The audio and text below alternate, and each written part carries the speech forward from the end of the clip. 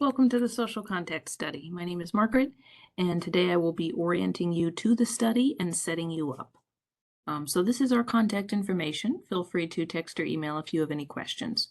So while I orient you to the study, go ahead and download the XBWell app, open the app, and create an account. Please note that we, the study team, do not have access to your account information. While the XBWell app is downloading, here's the study structure as you just read about in the consent form. So today you'll sign up for the XBWell app, we'll complete the demo together. Because you completed the demo survey today, tomorrow you'll receive notifications for 7 days to fill out 6 very short daily surveys, 2-minute surveys on the app. And then afterward, we'll send you your 2 hours of credit and your $20 Amazon gift card. Now, we expect that there's going to be a few times where you will have to miss a survey. That's life, so you will complete the study if you complete 80% or more of the surveys. So please note, if you're taking this study for course credit, you'll receive less credit if you complete fewer surveys. If you're not taking this study for course credit, please see your consent forms for additional gift card amounts if you complete fewer surveys. But then finally, please note, everyone, regardless of whether you're taking it for course credit or not, you receive the $20 Amazon gift card if you complete the surveys. And completing is, 80%. So some more details here. The surveys are going to be roughly every 2 hours between 9 a.m. and 10:30 p.m. You only have 30 minutes to complete each one, but they're really short. They're 2 minutes long. The survey automatically moves along, so when you hit a response on a question, the next question will pop up. If you hit the wrong answer, there is a back button.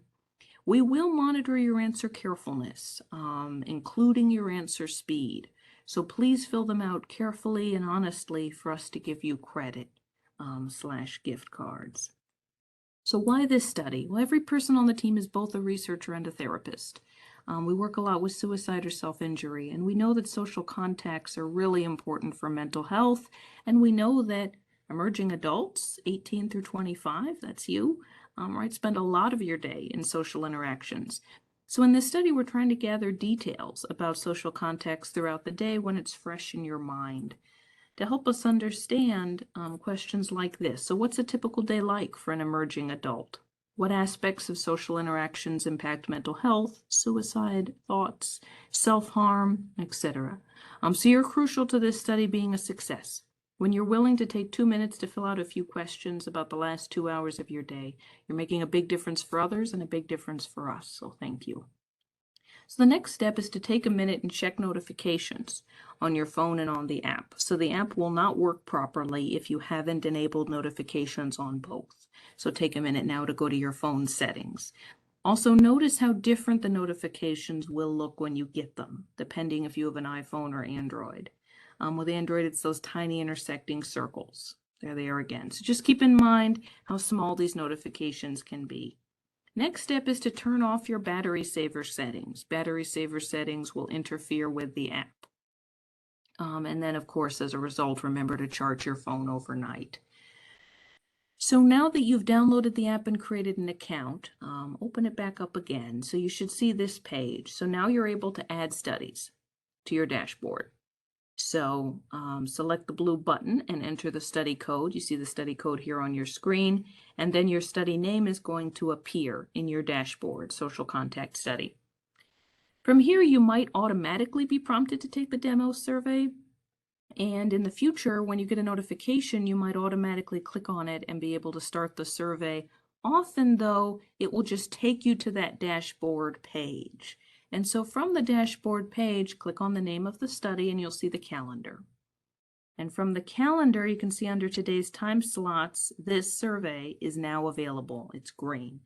So you can always click on the green survey under today's time slots on the calendar. Also notice you can actually look ahead in this calendar to see the surveys on any day.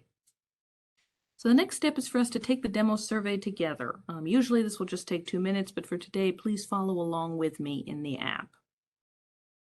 So for this group of items, they're asking about right now. A lot of our questions ask about right now. So you'll briefly check in with yourself right now to see how you feel. We use 1 or 2 words here, but sad or down can also include disappointed, unhappy, or discouraged. Annoyed or irritated can also include frustration or exasperation. Anxious or nervous can also include concerned or worried. Stress can include any uncomfortable, unpleasant, or upsetting feelings. And content can include being satisfied or being at peace. Let's go through one example using sad or down. So this might be different for each person, so you'll want to put what you feel. This is just intended to be an example to help orient you to the task. So for sad or down, you might select not at all if you're pretty happy. Right then, you might select slightly if you miss your friend who's currently on vacation this month. You might select somewhat if you notice that a friend read your texts but didn't answer them. You might select moderately if someone says something hurtful. You might select extremely if you're thinking about a big fight that you had with an important person. Next, these are again emotion items, but these are emotions about yourself. So again, right in that moment, you'll check in with yourself to see how you feel. So to help explain some of these phrases, here are some examples. You decide to go to a party, but you're not having a good time. You might feel irritated or mad at yourself for deciding to go. Someone else says you didn't contribute much to a group project, or you judge yourself for not contributing much to a group project. So you might feel some shame about your role as a contributor. You were going to spend time with your significant other and they canceled on you. You might feel like a burden to others. You responded to a text and feel like you said just the right thing. You might feel satisfied with yourself. You had a satisfying interaction with your roommate. You might feel connected to others. This next question asks what you were doing right before the survey, so no more than 5 minutes before the survey started. If you were doing 2 of these things right before your survey at the same time, like talking to one person while texting another, choose the one that you feel evoked more emotions for you. So the phrases highlighted in yellow are the ones we get the most questions about. So what does interacting mean?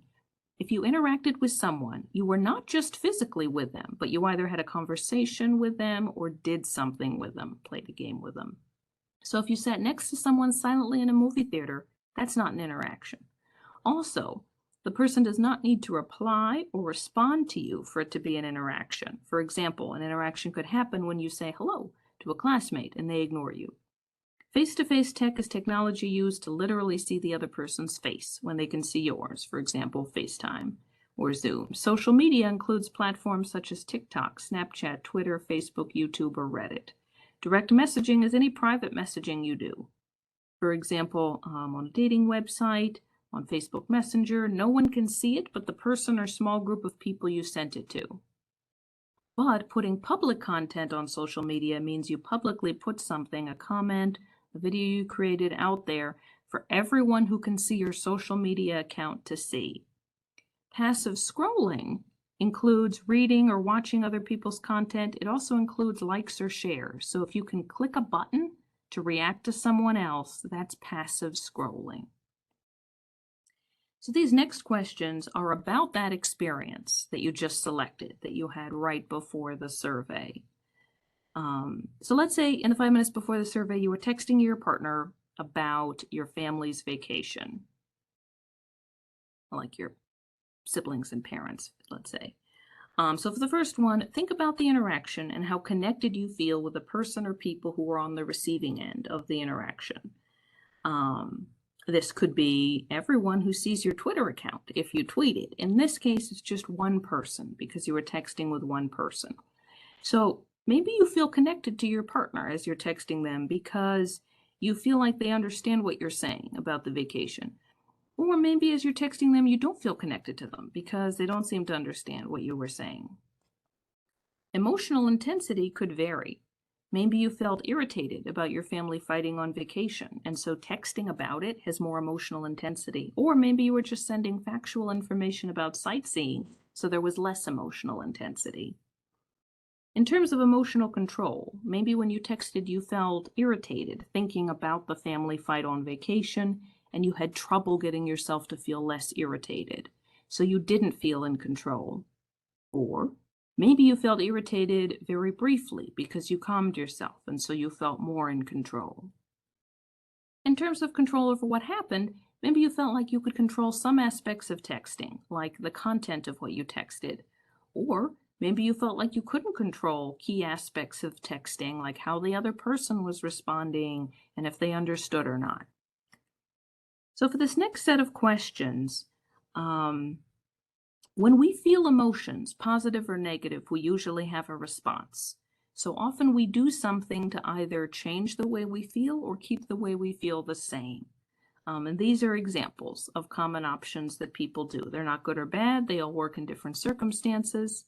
Also, after you fill these out, you'll have a question about them overall. So please try to remember kind of which you select.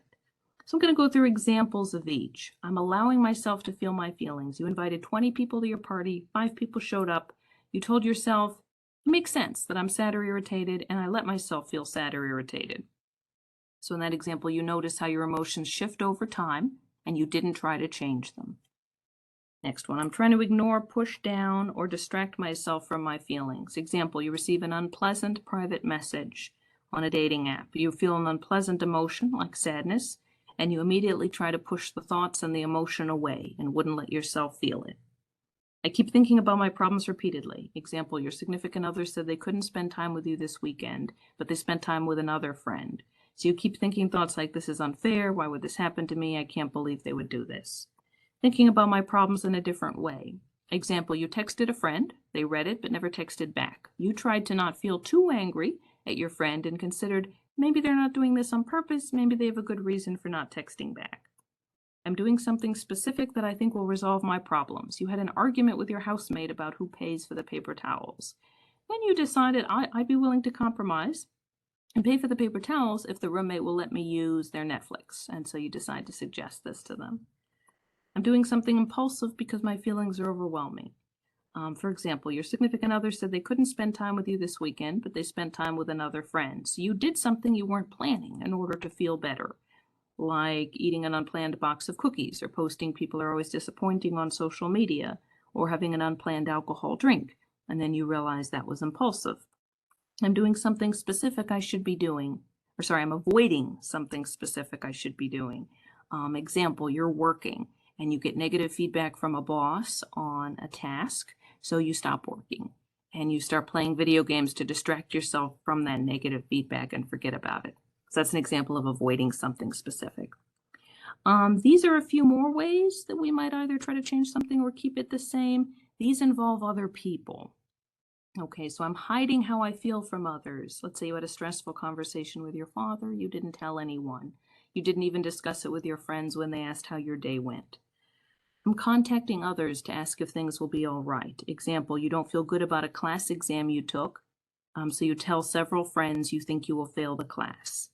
I'm venting to people. Your sister said something that offends you, you call your brother, and you both complain about your sister. I'm thinking how I'm worse off than other people. Example, your boss said that you can't have time off work, but gave time off to other people. So you thought about how you wished you could be like your colleagues who must be better at their job than you. So in this question, how much do you think these strategies will affect your mood? This is where it's helpful to remember, which of these strategies, here you selected, and then think about which, thinking about those, how will those impact my mood in the future? So this is you predicting the future to the best of your abilities, your best guess about the future. For this next set of questions, we don't ask about right now. We ask about since my last survey. So this means since the last survey prompt, or since the last survey notification. So first we have 3 thoughts on top. These thoughts are not uncommon. They're going to look a little different for each person. So I just have some examples here. I thought about wanting to die. So examples could be, I would be better off if I were dead. I wish I wasn't alive anymore. I want to go to sleep and not wake up, or I'd be better off dead. I thought about killing myself. Examples could be, I should just kill myself. I want to end my life. I could maybe crash my car and kill myself, or I imagine myself dying by suicide. So visualizing is another form of thinking. Sometimes we think in words, sometimes we think in images. So both count as a thought. I thought about deliberately hurting myself without wanting to die. Thoughts like, I want to cut myself. I feel like I should hurt myself now. I could punch a hole in the wall right now. Then finally, we have the only behavior we ask about, which is, I deliberately hurt myself without wanting to die. So that includes any way that you've bruised or broken skin or your body, such as burning, biting, scratching, or cutting.